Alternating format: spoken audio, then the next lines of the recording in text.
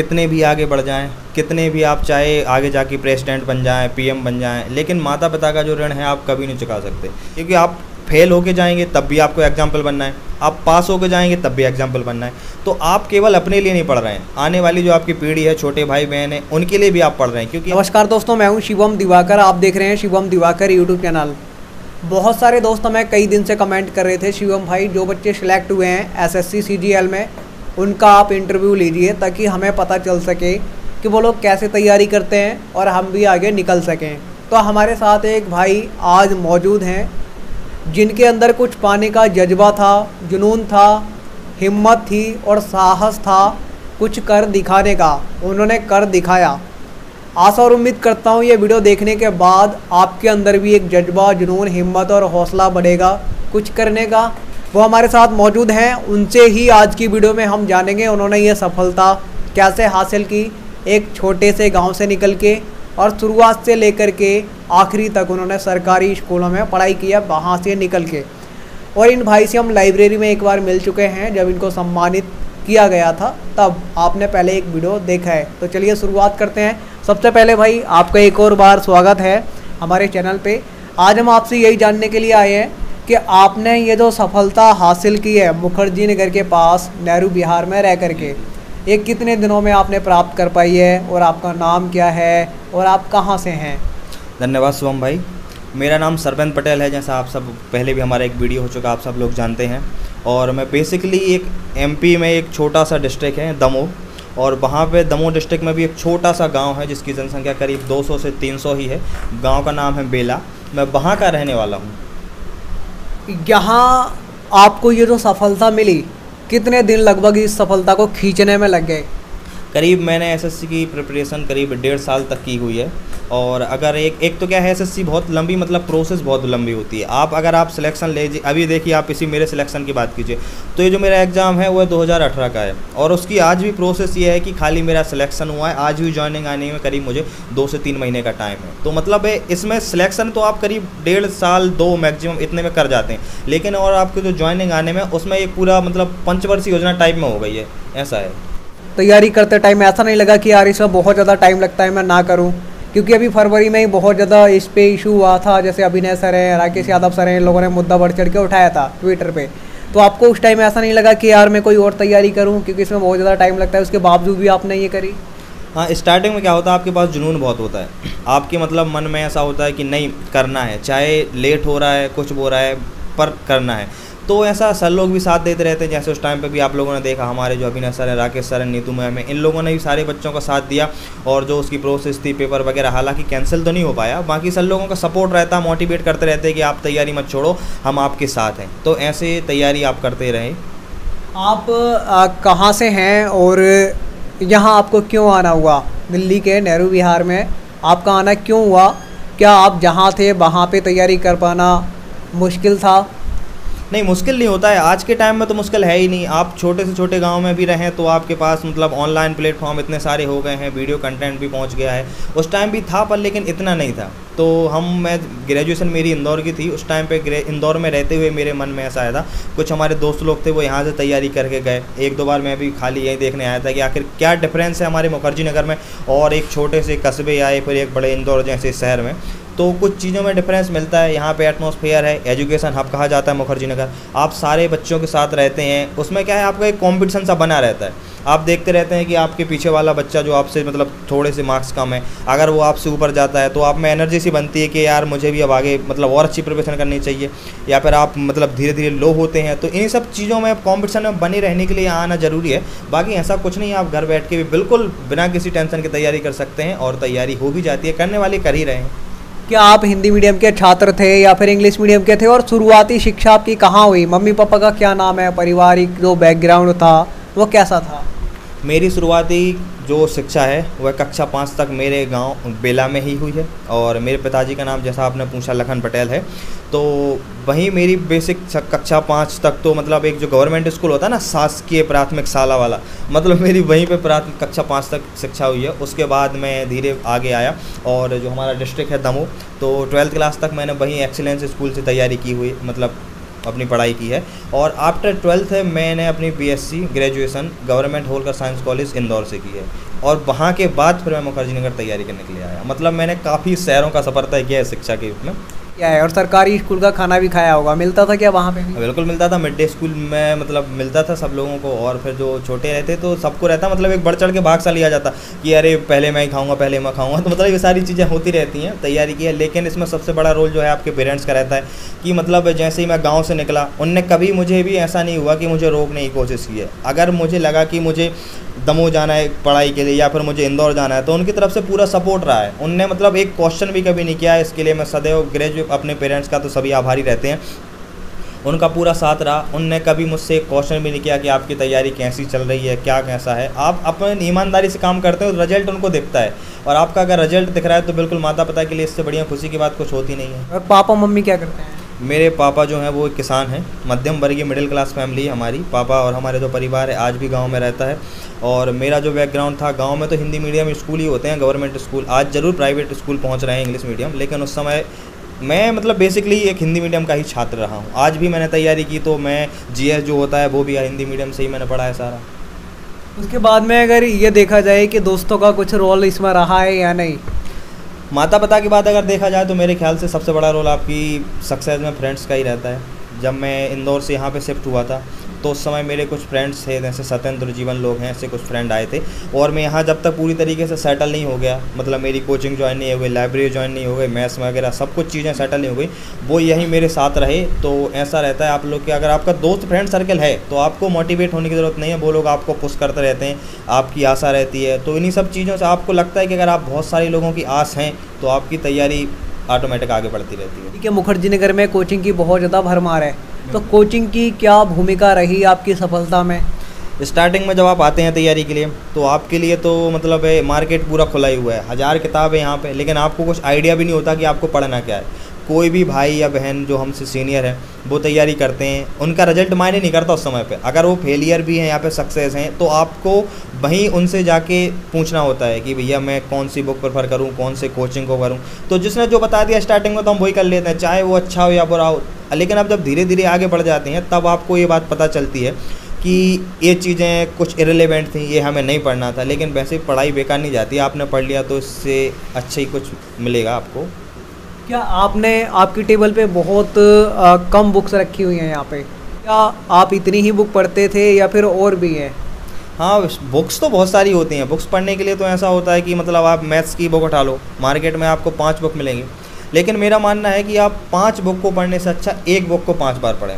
हमने भी किया है, 2-3 बुकें भी लगाई हैं, लेकिन लास्ट में आपको यही पता चलता है कि सारी बुक पढ़ने से कोई मतलब नहीं है। आप केवल रिलेवेंट चीज़ें पढ़ें, और रिलेवेंट चीज़ें आप कोई एक बुक प्रेफर करें। ऐसा नहीं है कि कुछ स्पेशल ब्रांड है या फिर स्पेशल कोई पब्लिकेशन है जो निकाल रहा है, नहीं, आप कोई एक टीचर को फॉलो कीजिए। जैसे आपने कोचिंग का पूछा तो मैं राकेश यादव सर के यहाँ पे ज़्यादा था इंग्लिश मैथ्स की कोचिंग, तो उन्हीं की एक बुक आती है 7300 नाम से, तो उसी बुक को मैंने लिया और करीब 2 से 3 बार लगाया है। तो आप लोग भी 5 बुक मत पढ़ें, एक बुक को 5 बार पढ़ें, ऐसे तैयारी करें और अच्छे से पढ़ें। अब मैं आपसे ये जानना चाहूँगा, आपका जो सिलेक्शन हुआ है SSC CGL में किस पोस्ट पे हुआ है, और इसमें लगभग कितना टाइम लगा इस प्रोसेस में?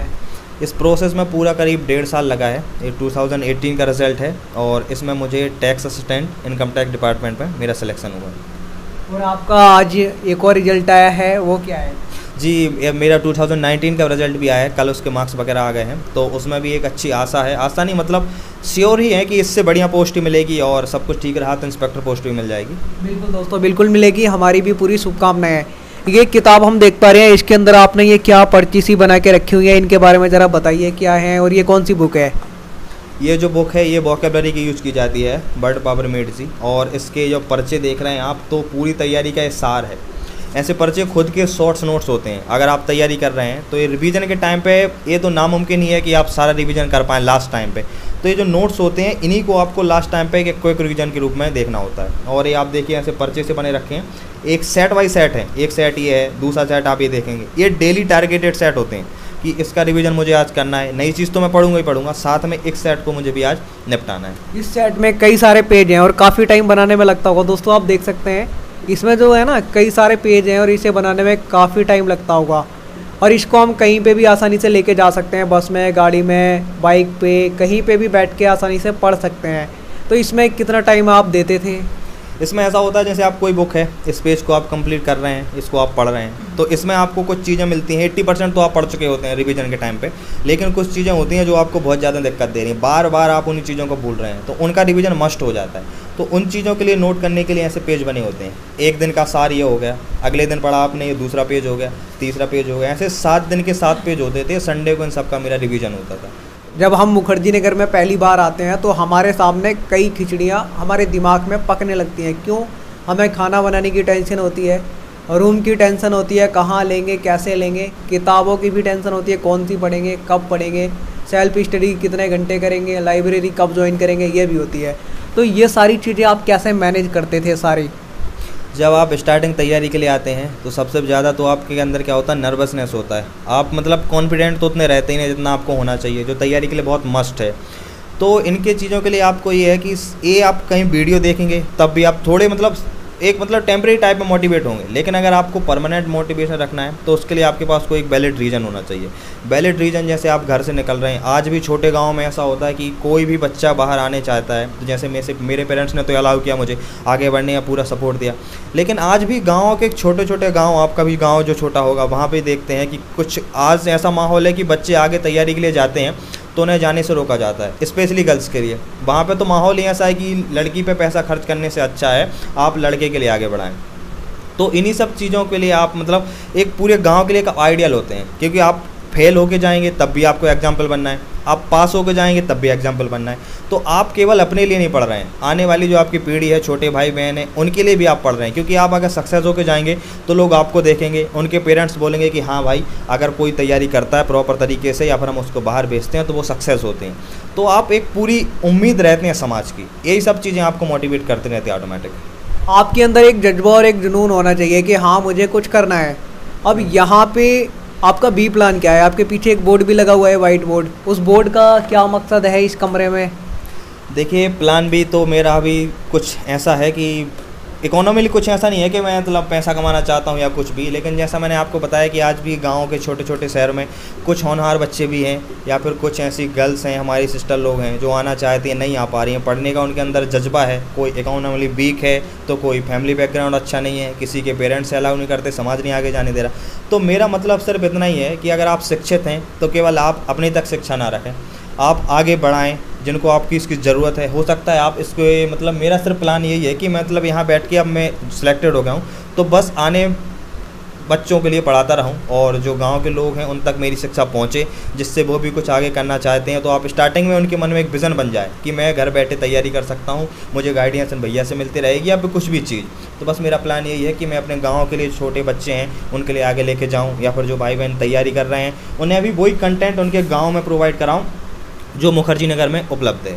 जो वो यहाँ पे आके करते हैं आप यहाँ से उन्हें वहाँ प्रोवाइड कराएं। बिल्कुल, मेरा मेन पर्पस यही है कि उनको कोई फील ना हो कि मैं छोटे गांव में रह रहा हूँ, मैं कैसे तैयारी कर पाऊँगा, लोग तो वहाँ रह रहे हैं। तो ऐसा कुछ नहीं है, आप लोगों को केवल इस बोर्ड के माध्यम से आप लोगों को वही कंटेंट प्रोवाइड किया जाएगा जो मुखर्जी नगर में है, और यह सब आप लोगों के लिए निःशुल्क रहेगा। मेरा पर्पस सिर्फ आप लोगों के लिए यही बताना है कि आप अपने कदम पीछे ना खींचें।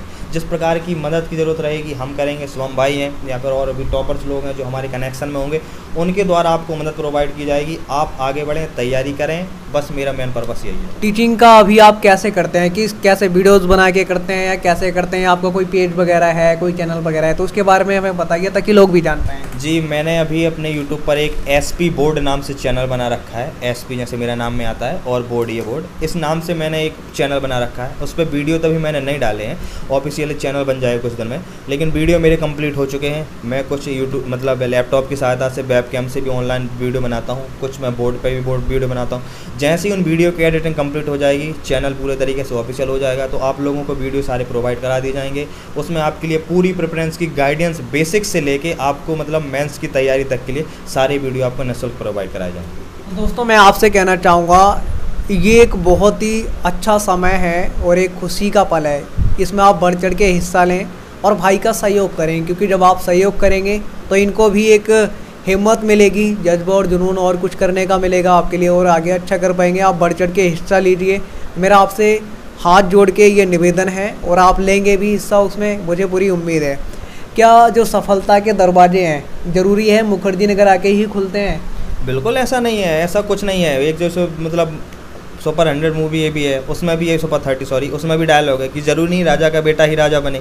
ऐसा कुछ नहीं है कि आप मुखर्जी नगर आ रहे हैं तो ही आपका सिलेक्शन होगा। आप लोग भी देखते होंगे कुछ यूपीएससी के टॉपर्स भी हैं जिनने घर बैठे तैयारी की है, उनके पास तो मोबाइल भी नहीं है, या फिर कुछ ऐसे भी मतलब वीक हैं जो यहाँ पर नहीं आ पा रहे हैं। तो मेरा पर्पस भी सिर्फ यही है कि मुखर्जी नगर का सारा माहौल, पूरी बुक्स, पूरा कंटेंट, सारे नोट्स, और मैंने खुद के जो पर्सनली हैंड नोट्स बनाए हैं, शॉर्ट नोट, इन सब चीज़ों को आप लोगों तक पहुंचा पाऊँ, यही है। ज़रूरी नहीं आप मुखर्जी नगर आएँ, बिल्कुल संभव है। आप अगर आप तैयारी तरीके से करते हैं तो आप बिल्कुल घर बैठ के तैयारी कर सकते हैं।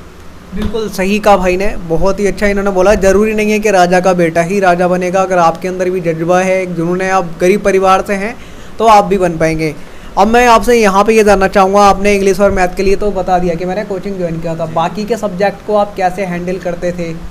बाकी सब्जेक्ट के लिए देखो रीजनिंग होता है, तो रीजनिंग एक नॉर्मल सा मतलब एसएससी के लिए इतना कोई बड़ा वो नहीं है कि कोई बहुत ज़्यादा टफ आनी है, एक नॉर्मल सी चीज़ होती है। आप उसको टेस्ट सीरीज भी लगाएंगे ना तो खाली उतना में आपकी प्रैक्टिस हो जाती है। बाकी जीएस ज़रूर, वर्तमान समय में जीएस बहुत बड़ी चीज़ हो रहा है, उसके पढ़ने के लिए मैं मतलब कुछ जैसे करंट वगैरह हैं उसके कुछ नोट्स या फिर यूट्यूब वगैरह की सहायता ले लेता था। और जीएस के लिए मैंने मेनली एक लूसेंट बुक आती है, हिंदी मीडियम छात्र इंग्लिश के लिए भी आती होगी, तो सिर्फ मैंने उसी के लिए प्रेफर किया था।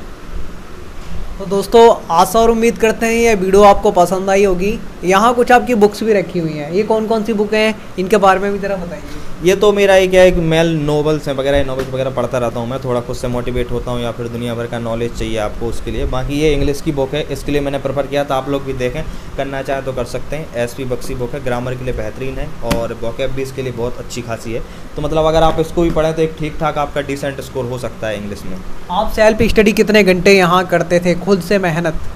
सेल्फ स्टडी के लिए मेरे एक मतलब एक टारगेट सा होता है। जो भी लाइब्रेरी जाता है, हमारे यहाँ पे एक ग्रुप हुआ करता था 4-5 लोगों का, उनमें एक टारगेट रहता था कि आपको 12 या 10-12 घंटे तो आपका वहाँ पे बैठना ही है। लेकिन अगर आप काट छाट के देखें कि कभी टाइम पास हो गया, कभी चाय पीने निकल गए, कभी दोस्तों के साथ बातें हो गई, तो पूरा काट के आपका ऑन एवरेज 8 घंटे आ जाता था। और यही कंसिस्टेंसी ज़रूरी है। ये एसएससी या फिर कोई भी और एग्ज़ाम में यह ज़रूरी नहीं है कि आप आज 12 घंटे पढ़ लिए, कल 16 पढ़ लिए, परसों एब्सेंट ही हैं, ऐसा नहीं है। आप कंसिस्टेंट रहिए, 8 घंटे 6 घंटे कर रहे हैं डेली, लेकिन आपको डेली चाहिए, कंसिस्टेंसी ज़रूरी होती है इसमें। बिल्कुल दोस्तों, तो आशा और उम्मीद करता हूँ इस वीडियो को देख करके आपको काफ़ी अच्छा लगा होगा और आप चाहते हैं कि मैं भी ऐसा करूं, मैं भी ऐसा बनूं, मैं भी आगे निकलूं घर बैठे। तो इस वीडियो से आपको काफ़ी कुछ सीखने को मिला होगा। ज़रूरी नहीं है कि आप भी मुखर्जी नगर आएँ, आप घर से भी कर सकते हैं, लेकिन आपको कड़ी मेहनत करनी पड़ेगी, संघर्ष करना पड़ेगा, तब आप दुनिया के लिए उदाहरण बन पाएंगे। और कुछ कहना चाहते हैं आप एंड में? बस दोस्तों से यही कहना चाहूँगा कि जैसा कि आपने बताया है कि घर बैठे तैयारी कर सकते हैं, उसमें हमारा ज़रूर सहयोग रहेगा। आप एक बार अगर आप लोग चाहें तो कुछ दिन बाद हम वीडियो डाल दिए जाएंगे हमारे, जैसी एडिटिंग होगी। एसपी बोर्ड नाम से चैनल है, आप लोग इसको बिल्कुल मत भूलिए।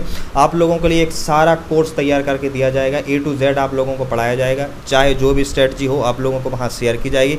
तो बस आप लोगों से यही कहना है कि तैयारी आप करते रहें, हिम्मत मत हारें, समाज का मत सोचें कि समाज लोग क्या कहेंगे। जैसा गाना भी एक आप लोगों ने सुना हो, कुछ तो लोग कहेंगे, लोगों का काम है कहना। वो अपना काम कर रहे हैं, लेकिन आपको अपना काम करना है। कुछ लोग मेरे को भी कहते हैं, कुछ गालियाँ भी देते हैं, कुछ अच्छा भी लिखते हैं, लेकिन कोई नहीं, जो जैसा लिखता है सबका स्वागत है। कई लोग हमारी गलतियाँ भी बताते हैं, हम उनको सुधारते भी हैं, उनमें सुधार भी करते हैं। और जब आप गलतियाँ बताते हैं तब हम सुधार भी कर पाते हैं, ये आपकी अच्छी बात है। लेकिन कुछ अच्छे ज़्यादा कमेंट करते हैं, उन पर भी हम ध्यान देते हैं। तो दोस्तों मैं आपसे यही कहना चाहूँगा, जहाँ आपको लगता है कि हम गलत हैं वहाँ आप बताइए, हम उसमें सुधार करेंगे, लेकिन आप ऐसे वैसे घटिया कमेंट मत कीजिए।